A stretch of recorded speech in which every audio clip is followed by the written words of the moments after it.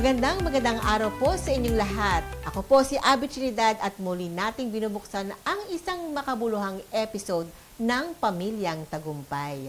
Ang programang naglalayong magbigay liwanag, inspirasyon at pag-asa sa bawat pamilyang Pilipino saan mang dako ng ating bansa. Alam niyo po, sa bawat tahanan may kanya-kanyang kwento ng sakripisyo at pagmamahal.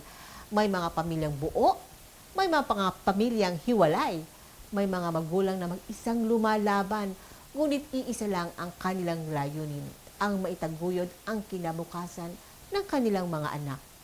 Ngayong araw, bibigyan pansin natin ang mga solo parents, mga ina at amang walang katuwang sa pagpapalaki sa kanilang mga anak, pero buo ang loob, matatag ang puso, at walang kapagurang kumakayod.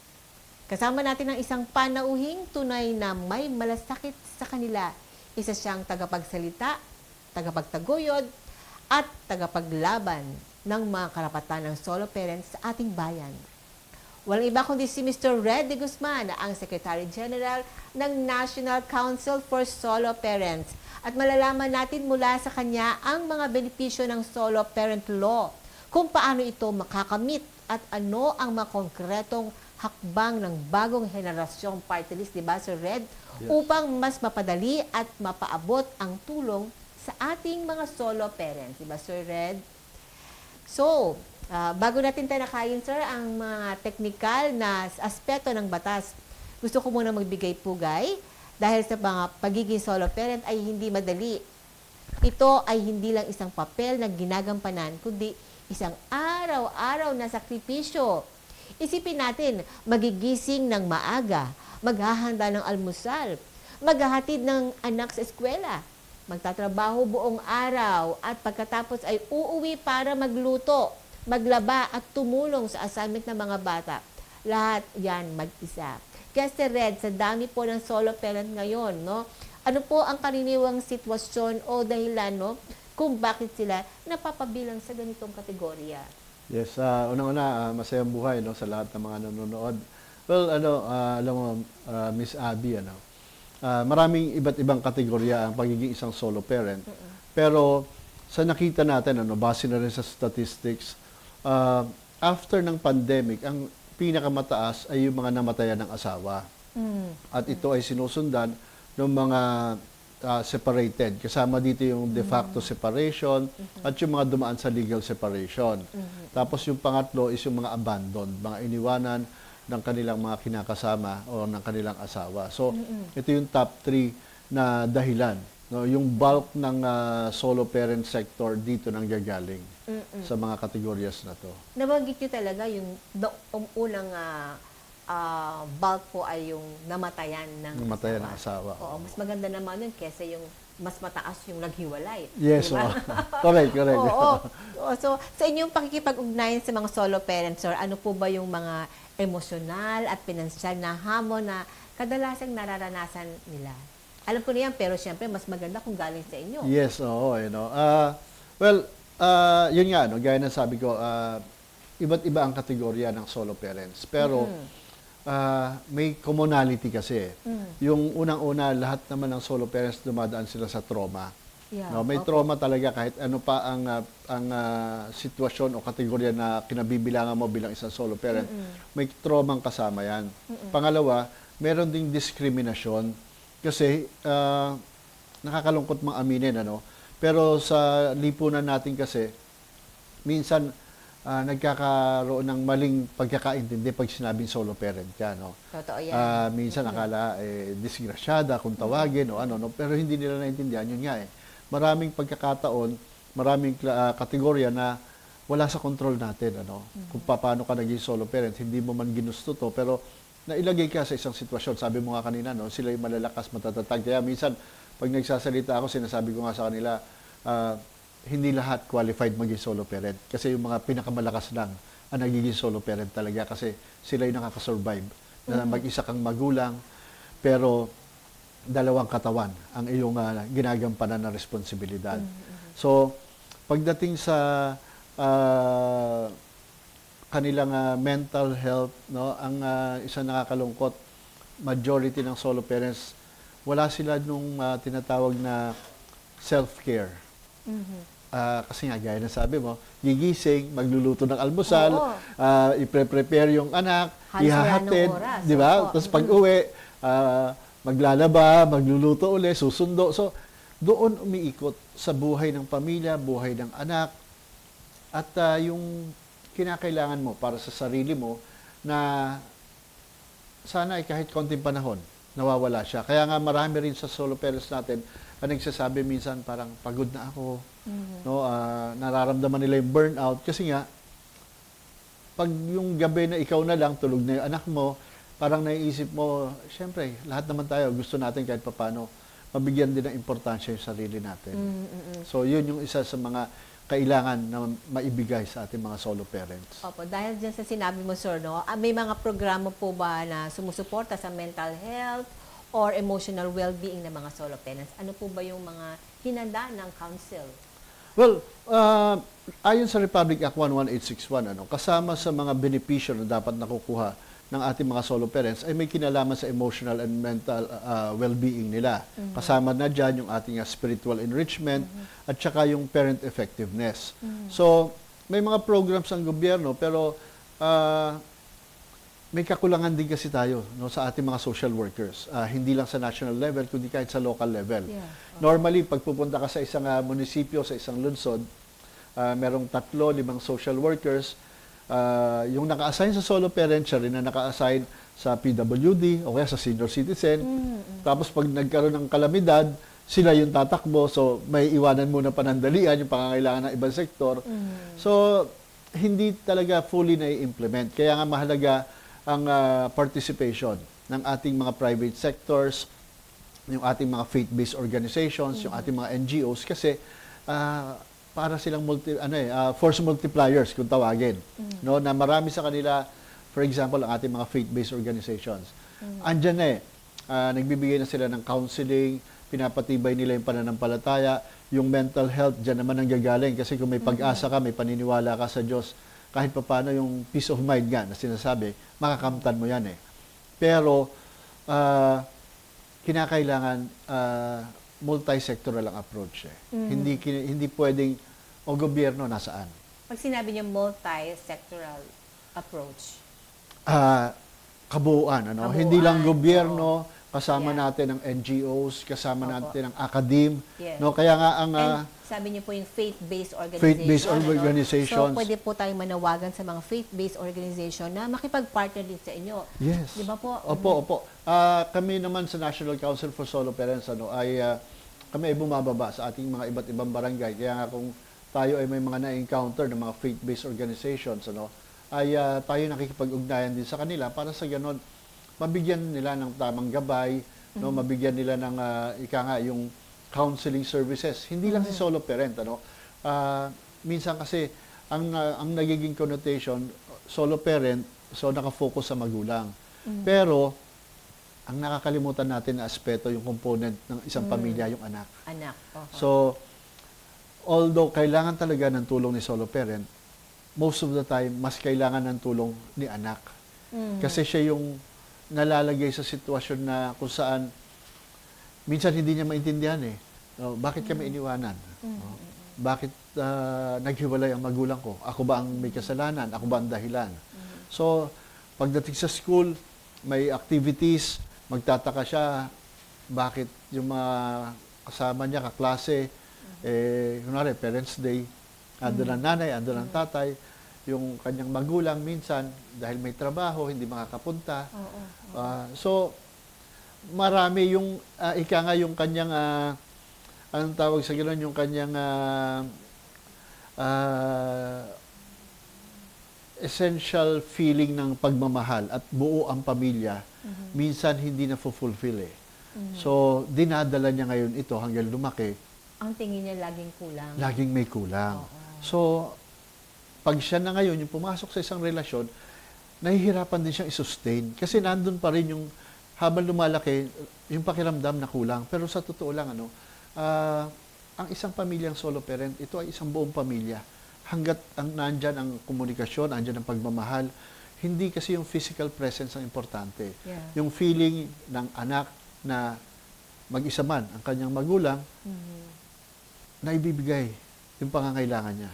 At yung magulang naman na ang kinakailangan ay ang suporta ng anak na yung kanyang mga desisyon, yung kanyang mga gawain sa bahay, yung kanyang gawain sa opisina ay naiintindihan din. So, napakalaking bagay dito yung communication ng nanay at tatay. Minsan, nagiging masyado tayong focus sa mga financial or material na mga bagay.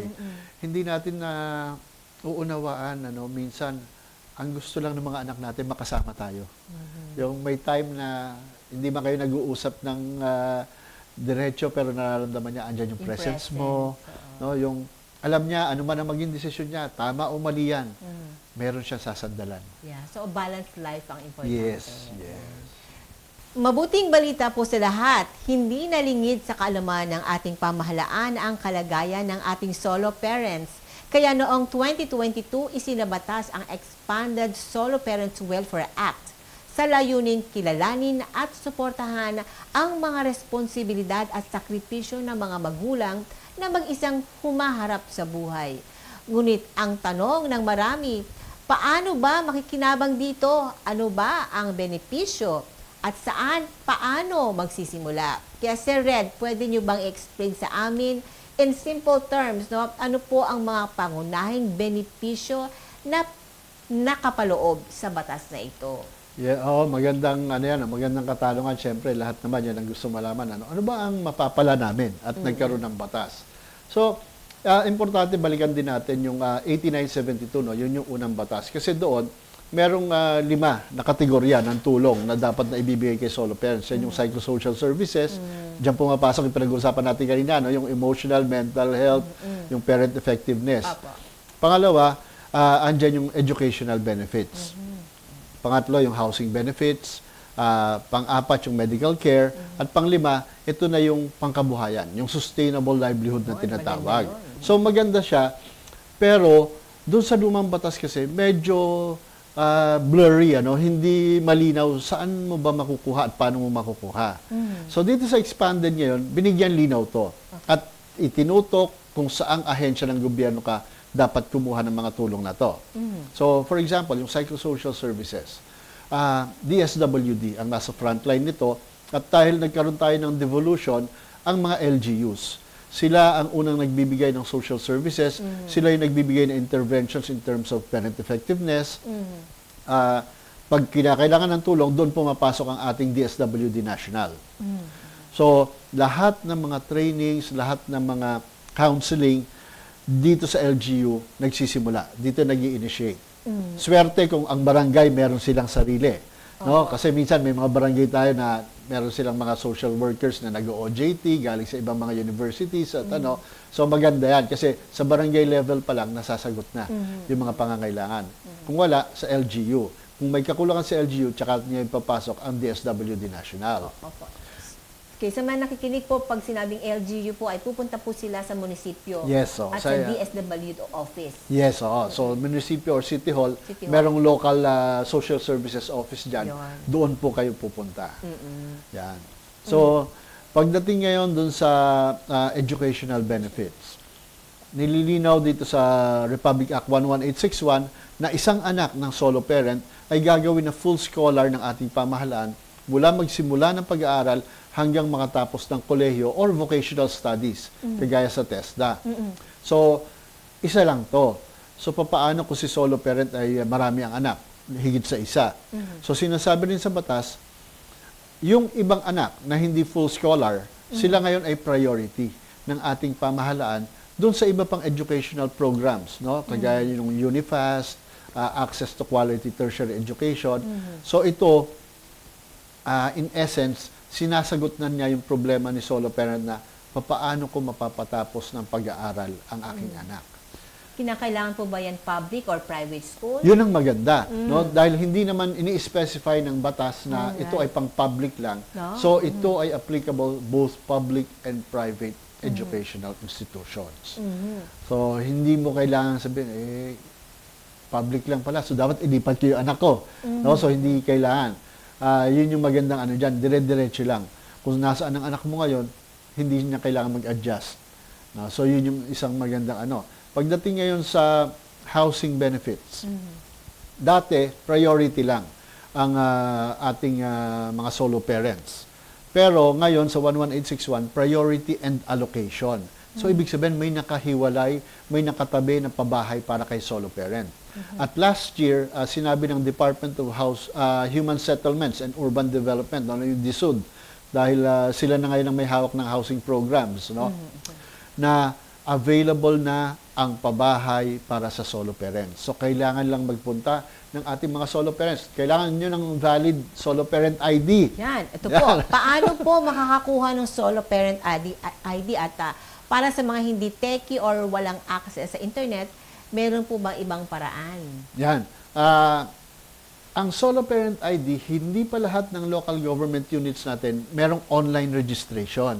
So, iilan pa lang yan, no? Piling-pili pa lang yan. So, kailangan pa rin pumunta physically ng ating mga solo parents doon sa kanilang munisipyo or city hall. Tama. Pero bago sila magpunta doon, kailangan nakahanda na yung mga dokumento nila. So, papaano mo malalaman? Ang checklist po nasa barangay, no? May checklist ang ating barangay. Pero bago ka pumunta sa barangay, yung basic requirements kailangan mo. Siyempre, yung birth certificate ng iyong mga anak, no? Kasi may age requirement po pagdating sa solo parent. 22 years old and below. At kung 18 to 22 years old ang iyong anak, kailangan po nag-aaral siya. So, dapat bit-bit po rin yung katibayan, no? Registration or enrollment form, no? Yes. Na siya ay talaga nag-aaral. Tapos, yung affidavit ng solo parent, na sinasabi mo nga, ako isang solo parent, wala akong kinakasama or asawa, at ako yung nagpapalaki, nag-aalaga sa aking anak. So, ito yung dadalhin mo ngayon, at i-evaluate to ng ating barangay, at magkakaroon ng mag-schedule ng home visit, para matignan kung totoo nga ba at tama. So, once na-verify ng ating barangay yan, ito ngayon ay i-issuehan ka ng affidavit ng barangay official para ito ang bibit-bitin mo ngayon sa ating munisipyo. So, pagpunta mo ng munisipyo, kumpleto na dahil doon sa checklist, makikita mo na rin. Ano? So, ito ngayon, may second evaluation na mangyayari. Ano po yung second evaluation? Yung second evaluation, yung social worker na nakatutok or focal ng solo parents ang mag-evaluate ng mga dokumento. So, pupuntahan ng social worker sa bahay Yes. at doon magkakaroon ng interview. Normally, CIO. ang ini-interview, hindi diretso si solo parent. Yung mga kapitbahay or kamag-anak. Kasi to establish, totoo nga ba? No? Kasi syempre, solo parent, pwede sabihin, ganito, ganito. So, to establish yung fact na talagang siya yung nag-aalaga, no? Siya yung kumakalinga, yung mga tao sa paligid na hindi naman niya kaano-ano, pero alam yung circumstances, sila yung tinatanong. Alright. Tapos, i-match na lang yan doon sa deklarasyon ni solo parent sa kanyang affidavit. Tama ba to? Totoo. No? So, napakalaki ng trabaho ng ating mga social workers. Oo. So talagang alam ko nangyayari yan na yan dito sa Manila, no? At sa Yes. ibang mga syudad. So paano naman sa usapin po ng implementasyon, ano? Paano natin natitiyak na naipapatupad nga itong batas na ito, lalo na sa mga malalayong lugar o sa mga hindi pamilyar sa ganitong proseso? Actually, yan yung katotohanan, na hindi talaga lahat ay nakakapag-implement ng tama. Kaya nga, napakalaking bagay po, nung nag-partner ang National Council for Solo Parents at ang Bagong Henerasyon Party List. Kasi ngayon, nagkaroon tayo ng access sa mga government programs, nakakadiretso tayo sa ating mga DSWD, DILG, na sila yung lead agencies para sa implementasyon. Kaya nga ngayon, ang ginawa natin sa Bagong Henerasyon, sinulatan natin ang DSWD at DILG. Tinatanong natin sila ngayon, sino-sino yung mga LGUs na hindi pa nag-i-implement? Kasi dapat, isipin natin, 2022, 2025 na ngayon. Nakakalahati na tayo. Magta-2026 na. So, kailangan tawagin na yung pansin ng ating mga LGUs kasi papaano si solo parent? Halimbawa, kagaya nga sa mo, nasa Metro Manila. Nagkataon, by circumstances, napunta ka ng probinsya dahil doon ka nagtatrabaho. So, dinala mo yung anak mo, nag-relocate ka. Paano kung walang benepisyo doon? So, sayang yung binibigay ng batas na dapat nakukuha mo. So, dapat yan, kahit saan sa Pilipinas, dahil Republic Act naman to buong Pilipinas ang sakop nito. So, dapat kahit saan mapunta si solo parent. No? Actually, ang isang inaano namin yan, kasi medyo nagiging localized kasi. Let's say, Localized. San Juan. So, kinikilala ng mga establishments ng San Juan, taga San Juan ka. So, solo parent ID mo dapat San Juan.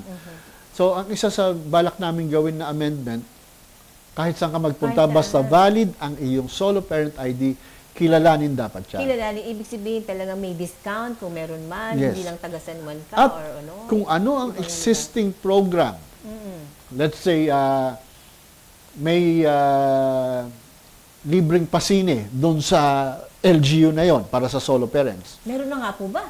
Actually, sa Angeles meron na. Oh, meron na. Meron na. Wow. No? So, let's say yun, Makapunta sa Angeles napunta para- kayo ng anak mo sa Angeles, kasi for some reason, nagkataon yung araw na yun, libre ang sine for solo parents and their children. So, dapat pwede mo magamit doon. Kasi minsan nagiging dahilan ng mga LGUs, pondo ng LGU namin yan. No? Kaya dapat yung mga solo parents lang namin ang makinabang. Pero in reality, kung titingnan natin, pondo po ng taong bayan yan So, kung ikaw, Pilipino, at ikaw ay solo parent at may batas na nagsasabi na ikaw ay may discount, dapat kahit saan ka mapunta, bigay sa iyo yung karapatan mo na yon. Opo, yung sinasabi yung dapat yan mapunta. Ano po bang ginagawa po ng National Council for Solo Parent para ma-implement po pantay-pantay yung mga benepisyo na nabibigay sa ibang siyudad? Like yung sinasabi yung libreng sine. For example, sa Angeles. So, kayo po ba magbibigay ng suggestion para maipatupad ito? Example lang po yun. Oh, yes. Kaya nga nasabi ko, tayo sumulat na sa DILG tsaka sa DSWD para alamin sino ba yung mga hindi nakakapagpatupad. Kasi minsan, kagaya niyan, may local ordinance sa Angeles. Hindi alam sa ibang lugar. Let's say, Marinduque. Hindi nila alam may local ordinance pala. So, kung nagpunta tayo doon at nasabi natin sa kanila, ito yung ordinansa ni Angeles, pwede ninyong gayahin, pwede ninyong kopyahin para magkaroon din kayo. So, paunti-unti, nagiging uniform ang implementation. Yes, uniform. At hindi na po puwersa ngayon si LGU na ito lang ang kaya ko No? So, yung implementation ng programs, nakabase siya doon sa kakayahan ng LGU at the same time, kasi syempre hindi naman pwedeng pumunta ka lang doon, bakit hindi ka nag-implement? Yung sinita mo lang. Alam mo may problema. So, tinanong mo, anong problema? So, kailangan may solusyon din kayo na i-arrive. So, sinabi niya, kulang po kasi talaga ang pondo namin. So, dito ngayon pumapasok si bagong henerasyon. Kasi, ang Congress pwede mag-legislate to help yung, kasi nasa kanila yung power of the purse yung pagbibigay ng pondo, di ba, pag-generate. So, pwede ngayong makagawa ng programa, paano natin tutulungan itong mga local government units na hindi talaga kaya ng kanilang pondo na ipatupad ng tama. Kasi ultimately, ang tatamaan si solo parent at yung anak So, yun yung dapat isipin ngayon. Yeah, tama po. Sa pagpapatuloy po, balikan po natin yung bagong henerasyon na sinasabi po ninyo. No, sa oras na ito, bigyan daan muna natin ang isa sa ating kapartner sa Tagumpay, nourishing your young minds and bodies with nature's best. Suregets Inc. is today's leading plant-based kids supplement producer in the Philippines. No, we are promoting a lifestyle rooted in the goodness of plants. Shampoo, Diva, Copa, Monera, Centella at may DHA pa. May Bilberry, Marigold at marami pang iba. Siksik sa natural na vitamina. Memorize na yan. Para sa ating lahat na mag-aaral. Memorize, lagi mo lang tatandaan. Memorize lang yan. Hindi lang ito tungkol sa pagbibigay ng benepisyo. Ito ay tungkol sa pagbibigay ng oportunidad at pagpapalakas ng loob ng ating mga solo parent na kaya nilang maging matagumpay sa kabila ng kanilang pinagdaraanan. Isa sa mga aktibong gumagawa ng paraan para dito ay ang bagong henerasyon party list na patuloy na nagtutulak ng mga panukala at proyektong na nakatuon sa kapakanan ng pamilyang Pilipino. So Red, ano po ang ilan sa mga plano ng bagong henerasyon, party list, no, na tutok sa mga solo parent? Actually, nung 19th Congress, para sa kaalaman ng ating mga solo parents din. Kaya po, na-implement na yung ating PhilHealth na automatic membership ng solo parents, yung 10% discount and VAT exemption, yung dun sa ating scholarship program sa CHED Opo. for solo parents. Lahat po yan ay dahil sa bagong henerasyon, dahil sa pangungulit ni Congresswoman Bernadette Herrera during the budget hearings. Opo. Kasi hindi ma-implement yung batas dahil walang guidelines. So, naibigay ng PhilHealth ang guidelines, nabigay ni DOH ang guidelines. Si CHED, inaayos niya para ma-align dun sa intensyon ng 11861 yung kanyang guidelines. So, ang inaantay na lang natin si DepEd para naman dito sa elementary high school na scholarships. Okay. Opo. So, para maituloy ito ngayon, tinignan namin kasi ano ba yung nagiging problema. Isa sa pangangailangan ng solo parents kasi yung pangkabuhayan. Pangkabuhayan in the sense na hindi naman trabaho talaga eh. Kasi marami sa solo parents natin, hindi kayang pumasok ng 9 to 5. Kasi bata masyado yung anak. Kung kukuha siya ng mag-aalaga, yung sahod niya, babayad lang. So, kailangan niyang paraan na kumita from the comfort of the home within the barangay. May mga solo parents na gumagawa niyan. Ang problema, kapital, funding. Opo.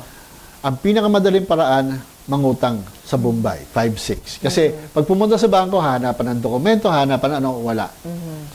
So, isa sa gagawin ngayon ng bagong henerasyon party list is magfa-file kami ng bill, yung tinatawag namin na Goodbye 5-6. Kasi, nalaman namin, may mga programa pala existing sa gobyerno na pwedeng magamit nung may existing na ng mga small businesses. Halimbawa, si Small Business Corporation, nagpapautang siya anywhere from 30,000 to 1 million.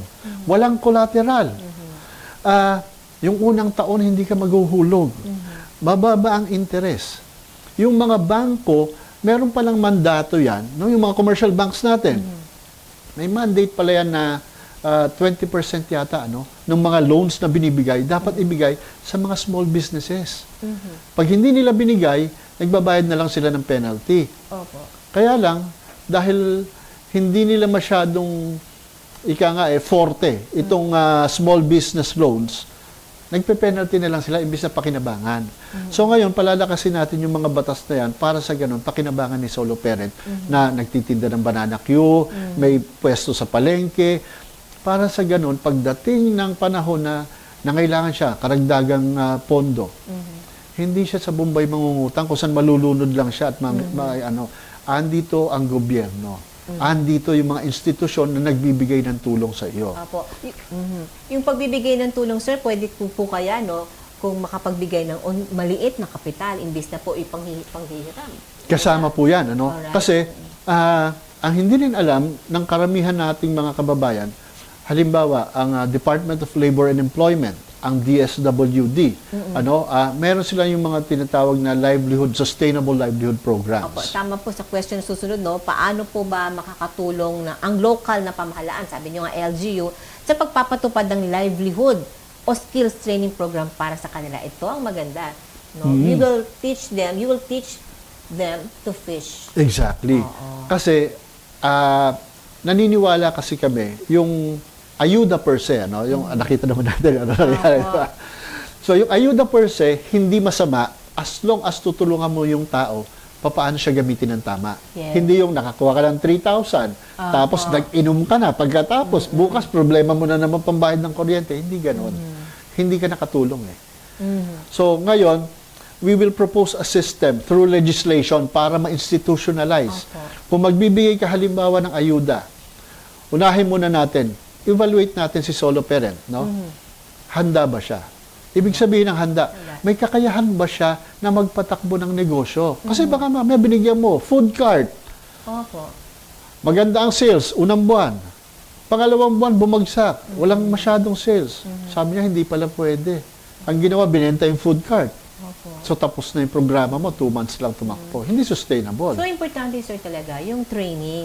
Yes. Training, tapos livelihood, at program at syempre kung na-embrace na nila yung programa, Exactly. gusto nilang mag-umpisa at magkaroon ng puhunan at yun po yung palalakihin nila. Yes, at naniniwala tayo dyan sa NCSP at sa Bagong Henerasyon Party List na kailangan may proseso eh.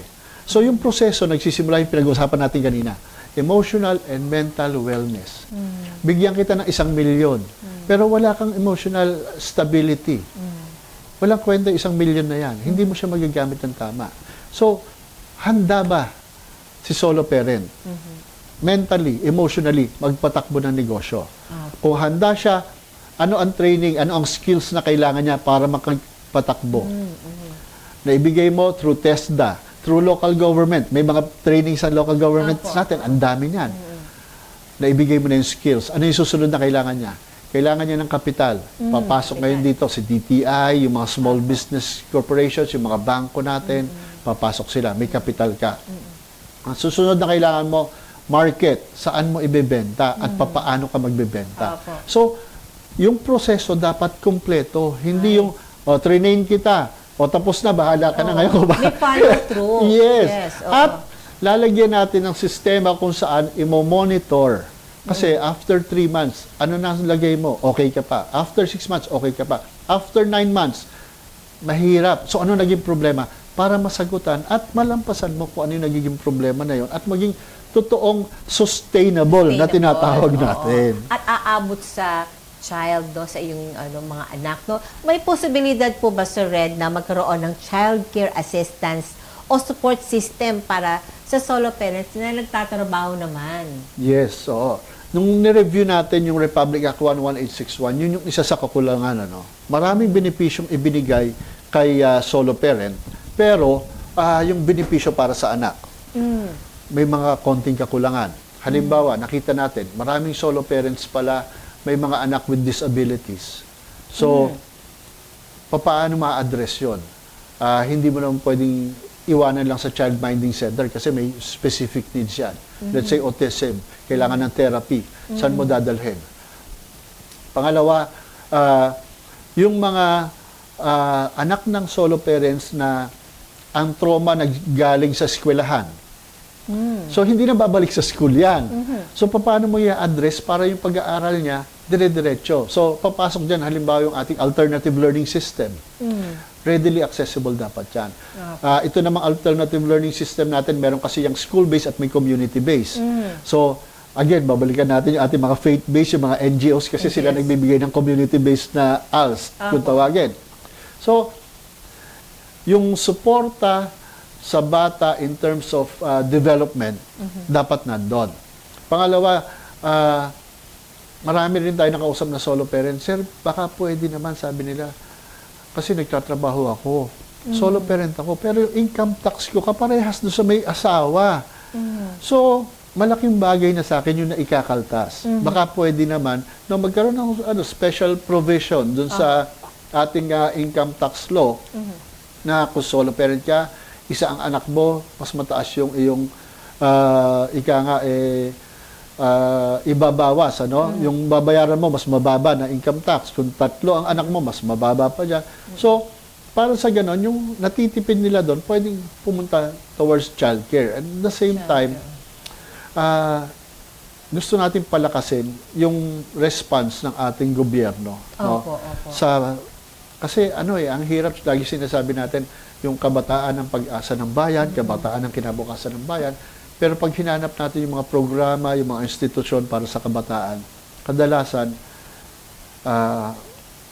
parang building lang na walang laman eh. Ganon. Kailangan si LGU kasi hindi pwedeng hindi pwedeng seasonal. Kailangan ma-institutionalize. Yeah. At si LGU ngayon ang magi-institutionalize niya through local ordinances, through the initiative ni Mayor halimbawa na ito gawin natin hindi lang tuwing Solo Parents Day tsaka tayo magkakaroon ng activity. Institutionalize siya para sa ganon sa eskwelahan, sa community, andoon ang suporta para sa anak ng solo parent. Yes, sabi nyo nga, hindi seasonal, kundi dapat consistent. Dahil ito po yung talagang pang-araw-araw na pangkabuhayan, na nararanasan ng isang solo parent at mga anak. Correct. Yan. Sir Red, bago natin ipagpatuloy ang ating kwentuhan, Bigyan daan muna natin ang isa ring sa mga partners ng Pamilyang Tagumpay, ang Immune Advance at Flavon Pro na parehong gawa ng Rich Corp. Pakinggan po natin. Araw-araw ang digmaan. Umaga't gabi sumasabak sa laban. Dapat protektado ka outside at inside. Immune Advance contains 4 active ingredients gaya ng lagundi, malunggay, non-acidic vitamin C at zinc. Tulong pampatibay resistensya para tulong proteksyon. Isama pa ang proper diet at exercise. Para katawan ay handa, Immune Advance helps support a healthy immune system. Immune Advance ang sandata. No approved therapeutic claims. Ang Immune Advance ay hindi gamot at hindi dapat gamiting panggamot sa anumang uri ng sakit. Available in Shopee, Lazada, and other leading drugstores. Flavon Pro, ang bisa ng 600mg caplet at yerba buena, moringa, lagundi at vitamin C na mga go food for morning flexibility and whole day mobility. Kaya walang aray sa palaging pagkilos. Flavon Pro. Flavon Pro. Dito po sa Pamilyang Tagumpay, naniniwala kami na ang buhay at ang tunay na tagumpay ay hindi lang nasusukat sa pera o propesyon, kundi sa tibay ng loob, sa pananampalataya sa Diyos at sa pag-asa na kahit mag-isa ka sa laban, hindi ka kailanman nag-iisa sa panginingin ng langit. So Sir Red, sa dami po ng kwento ng solo parents sa inyong narinig, ano po ba yung mga kwento ng tagumpay na tumatak sa inyo? Experience niyo po sa for many years po with National Council for Solo Parents. Siguro ang isa sa talagang tumatak sa atin dyan, yung pinagdaanan ni solo parent, yung kanyang maaari natin tawaging kalbaryo, Kasi nga talagang nung mga early years kulang na kulang ang suporta. No? Pero may mga solo parents tayo na kapag patapos ng 5 anak na puro professionals, may solo parent tayo na yung kanyang mga anak ay lahat members ng Philippine team at every time nagko-compete sila sa abroad, nag-uuwi sila ng medalya sa Pilipinas. At siguro kailangan din natin banggitin na hindi naman ang measure ng tagumpay hindi lang dun sa nakakuha ka ng honor, yung araw-araw lang na si solo parent hindi sumusuko. May solo parent tayo, galing siya sa abroad, lumapit sa atin, ang sabi niya, "Sir, gusto ko nang mag-for good sa Pilipinas." Hindi worth yung panahon na nahiwalay ako sa anak ko. Tama. So, pwede po bang makahingi ng konting tulong? Sabi niya, para makapagsimula ako ng aking So, natulungan naman natin, nagsimula tayo nakapagsimula siya ng isang sari-sari store. No? At sabi niya, ito na po ang tututukan at palalaguin ko para sa ganon magkasama na kami ng anak ko. So, doon sa point lang na yun, yung patuloy na paglaban ni solo parent, dapat akuin na nila na tagumpay yun. Yeah, oo. Napakalaking bagay ng National Council for Solo Parents, no? Yung suporta na binibigay nyo sa mga solo parents, katulad namin na solo parents, no? Paano po ninyo to, sir, ikinokonekta ang pananampalataya naman sa misyon nyo bilang isang advocate? Oo, no. Sa ngayon kasi meron tayong tinatawag na Project Hope.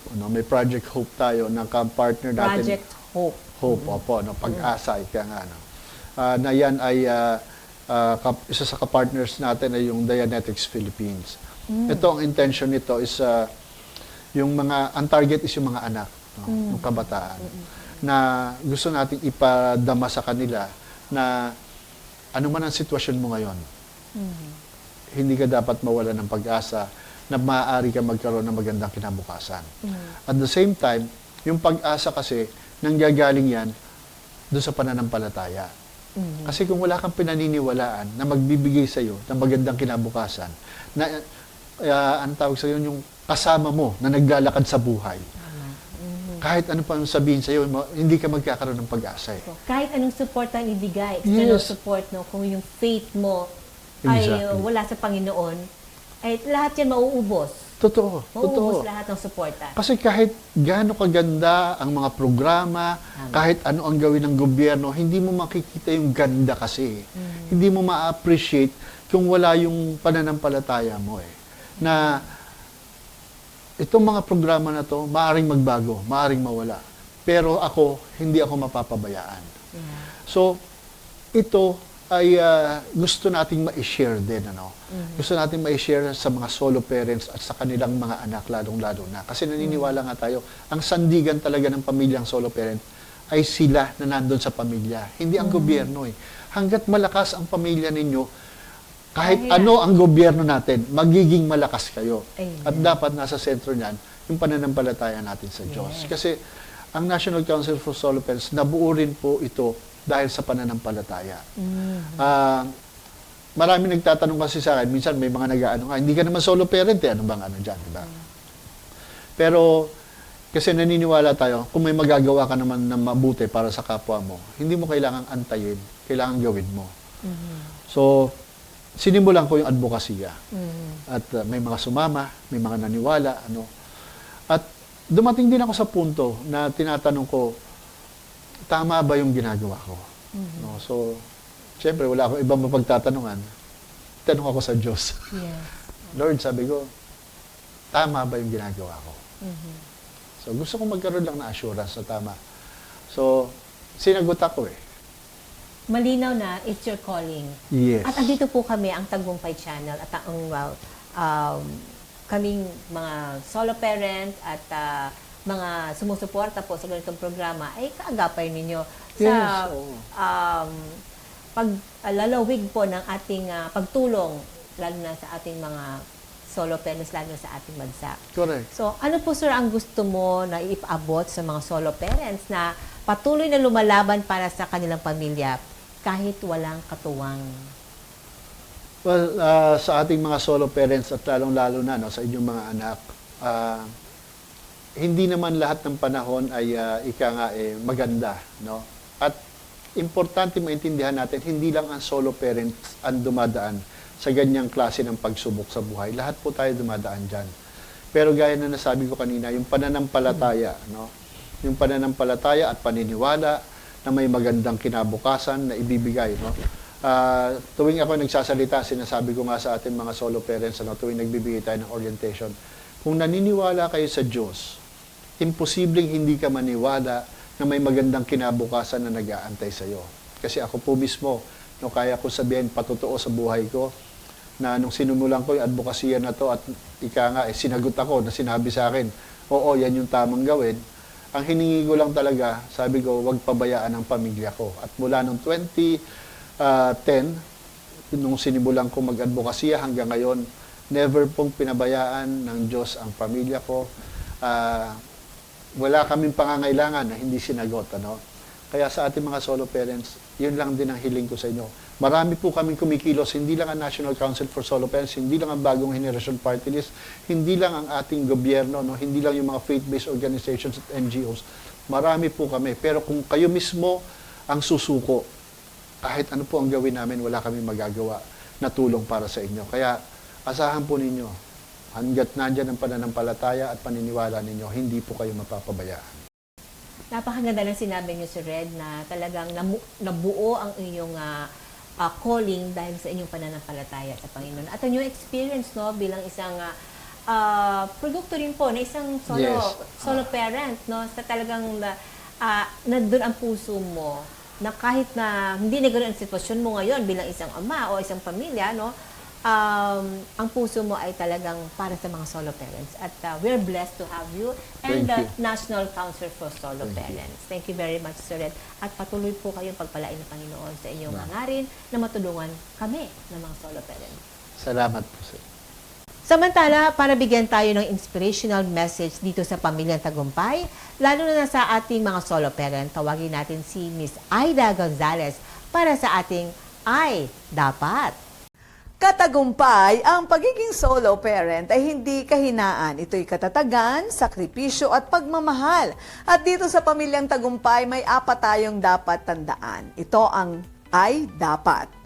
Alamin natin ang mga tunay na hamon ng isang solo parent mula sa emosyonal na bigat hanggang sa araw-araw na responsibilidad na mag-isa lamang niyang binubuhat. Letter I, intindihin natin na hindi madali ang kanilang lakbay pero sa kabila ng pagod, umiiral pa rin ang malasakit at pagkilos para sa ikabubuti ng kanilang mga anak.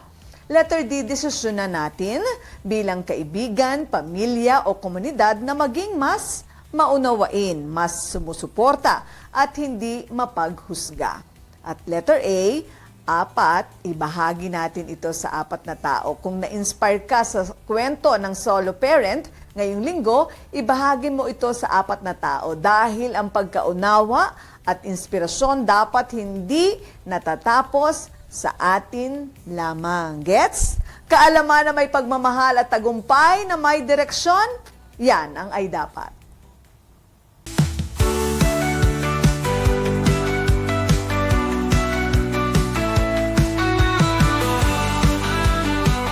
Sa bawat tahanan may kwento ng sakripisyo ng pagmamahal at ng pangarap. Pero katagumpaya, minsan din nating tanungin sa ating sarili, ano nga ba ang nasa kamay natin bilang isang pamilya? Ito ang diwa ng aklat na What's in Your Hands ni Lan Fernandez. Paalala na hindi mo kailangang kumpleto ang lahat para magsimula. Minsan, sapat na ang dasal ni nanay, sipag ni tatay, at pagkakaisa ng mga anak para buuin ang isang matagumpay na pamilya. Ang bawat pamilya ay may hawak na biyaya, hindi man pera, pero marahil ay prinsipyo, paniniwala at o pagmamalasakit sa isa't isa. Kaya katagumpay, baka ito na yung simula para mas maging matibay ang iyong bukas. Tingnan mo uli ang mga kamay ng pamilya mo. Nandyan na ang simula ng tagumpay. Curious ka ba sa mga ibinahagi ko? Don't miss the book What's in Your Hand by Miss Lan Fernandez. Isang practical at empowering na guide para ma-discover at magamit mo ang gifts mo sa life purpose mo. Kung gusto mo magkaroon ng copy, madali lang. E-message ang tagumpay It's All Good sa Facebook page para maka-order. Invest in your purpose. This book might just be the push you've been waiting for. Mga katagumpay, naway maging paalala sa atin ngayon na hindi kailanman hadlang ang pagiging solo parent sa pag-abot ng tagumpay. Ang tunay na tagumpay ay hindi lang para sa kompletong pamilya, kundi para rin sa mga pamilyang buo sa pag-ibig, buo sa pananampalataya, at buo sa pangarap. Kaya ang takeaway ko po ngayong umaga ay in Isaiah 54:5, na nagsasabing, For your Maker is your husband, the Lord Almighty is His name, and your Redeemer, the Holy One of Israel. He is called the God of all the earth. Sa wikang Tagalog, sapagkat ang lumalang sa iyo ay ang asawa mo, ang pangalan niya ay Yahweh, na makapangyarihan sa lahat. Ang tagapagligtas mo ay banal na Diyos ng Israel, kung tawagin siya'y Diyos ng buong sanlibutan. Ako po si Abby Trinidad at ito ang Pamilyang Tagumpay, kung saan ang bawat pamilya, solo man o buo, ay may puwang, may halaga at may pag-asa. Hanggang sa muli! Ginagabayan, Pamilyang Tagumpay, kay Lord ang tiwala at tagumpay. Grounded in faith, love ang tunay, tuloy-tuloy lang, move forward lang. Pamilyang Tagumpay, pamilya ng Diyos, buo at matatag sa bawat pagsubok, sa bawat tagumpay. God is our center, Diyos ang buhay.